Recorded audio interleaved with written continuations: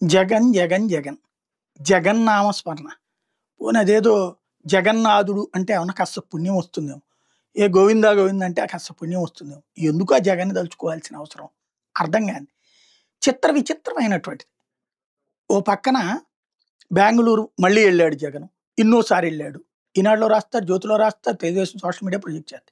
చంద్రబాబు గారు ఎన్ని సార్లు ఎళ్ళుంటారు? అసలు 2019, 24 మధ్యలో ఎన్ని సార్లు అసలు ఆంధ్రాలో ఉన్నారాయన? ఎన్ని రోజులున్నారు ఆంధ్రాలో? ఆయనకి ఇల్లు ఎక్కడుంది ఇక్కడ? లింగమనేని గెస్ట్ హౌసే గదా! ఇప్పుడు ఇంకా అండర్ కన్‌స్ట్రక్షన్‌లో ఉంది గదా! అట్లాగే కుప్పంలోది అండర్ కన్‌స్ట్రక్షన్‌లో ఉంది గదా! జగన్ ఏనాడో ఇల్లు కట్టుకున్నాడు 2019కి ముందే. ఆయన ఇల్లు ఆయనకుందే. వీకెండ్‌లో పోతాడాయన. ఆయన ఇక్కడుండి చేసేటటువంటిది ఏముంటది?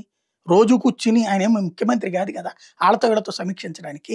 లేదా రోజు నాటకాలాడేటటువంటి నాటకాలాడితే తానా తందానా అనేటటువంటి మీడియా గూడా లేదు గదా! అతనుకున్న సాక్షి, పేపరు, టీవీ ఆయన ఉన్నా లేకపోయినా రాస్తాయి. అదే సందర్భంలో ఇప్పుడు ప్రతిపక్షంలో ఉన్నాడు గాబట్టి నెగెటివ్ స్టోరీలు రాసుకోవడం మీదనే ఉంటది. ఆయన ఇక్కడ ఉండి చేసేదేముంటది? ఖచ్చితంగా ఆళ్ళ నాయకులతో మీటింగ్ అవుతుంటాడు. వచ్చినప్పుడల్లా సమీక్షిస్తుంటాడు. అవుతది.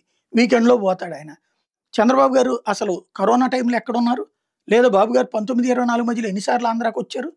రోజు కాపోతే మన ఆస్థాన విద్వాంస మీడియా మాత్రం ఆయన హైదరాబాద్‌లో కూర్చున్న అమరావతి డేట్ లైన్‌తో స్క్రోలింగ్‌లేస్తారు. అట్లా కవరప్ చేస్తారు. ఇక్కడ ఈళ్ళకి అట్లా కవరప్ చేయడం చేత కాదు.